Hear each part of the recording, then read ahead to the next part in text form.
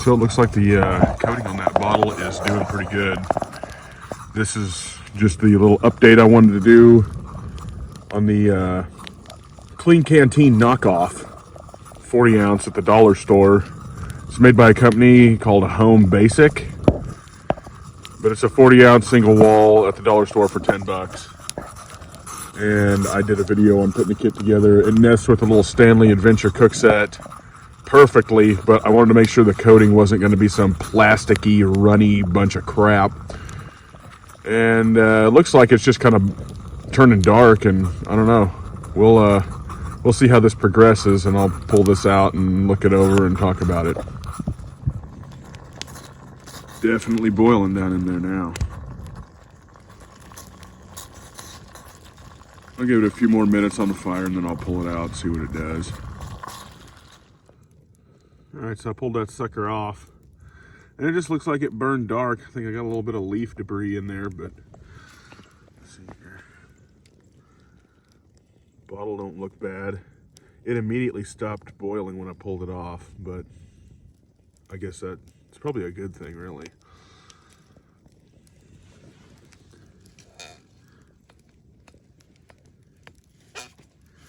Coating feels a little plasticky, but in all fairness, the Klean Kanteen had a plasticky microfilm. I think you just have to use it enough to burn it off, but it's not runny, and I don't think it's gonna if I nested it with something, I don't think it's gonna get on the inside of that and be hard to get off, and that's really the key on that. So I think this will work, man. I think it'll be a pretty decent bottle for 10 bucks right at the dollar store. So that's where these things are at. It's general dollar. So okay, so final part on this. I was sitting here letting it kind of cool off, and I was going to dust it off, but this stuff comes off onto your fingers. Wonderful. I mean, I don't think it's too big a deal. I think a guy just needs to put it on a fire more, because even my Klean Kanteen, like I said, had a non-colored coating on the galvanized steel. So I think this is just a colored coating, but I'm not a fan of that, but I mean, it is what it is. For 10 bucks, I mean, it's just a little bit of work to it. So I'm probably gonna take it home and scrub it and do all that. And if I get this coating off further, or there's any more developments on it, then I'll update. But this is, for all intents and purposes, this is gonna be the final update. Yeah, you're gonna have to clean the coating off of it, which was kind of what I didn't want. But at 10 bucks, that saves me 20 bucks plus shipping, or 25 bucks plus shipping. You know, on a Gucci bottle, you know. Granted, this thing probably won't last as long, but for the budgeteers out there, such as myself, you know, I'll buy the expensive crap, and then I'll buy the cheap crap, and then tell you how to fix it.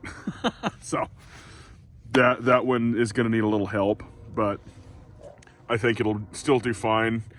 I think a lot more heat and visits to the fire are in order, but it's going to be workable. Not necessarily preferable on the coating, but it's going to be workable. So yeah, update, you're going to have to clean the coating. So there's that. Okay, so a short addition to this video. Once I'd picked it up, I had some leather gloves on, and I just started rubbing that coating, and it just starts coming off. So if you apply heat, and then maybe take a towel or even an abrasive pad or something with you, and water to rinse it, because I had to start rinsing it with water, and that coating comes off and starts to look like a new bottle that didn't have a coating on it. I'll have to work around up here, but it is honestly way easier to take it off after heating it up. So heat it up, let it cool a little bit, and then when it's warm, it just starts coming off like latex paint. So yep, that'll be the workaround for it. Just get it a little hot, and then put on some thick gloves, or take a towel and an abrasive pad, and just start working your way around it.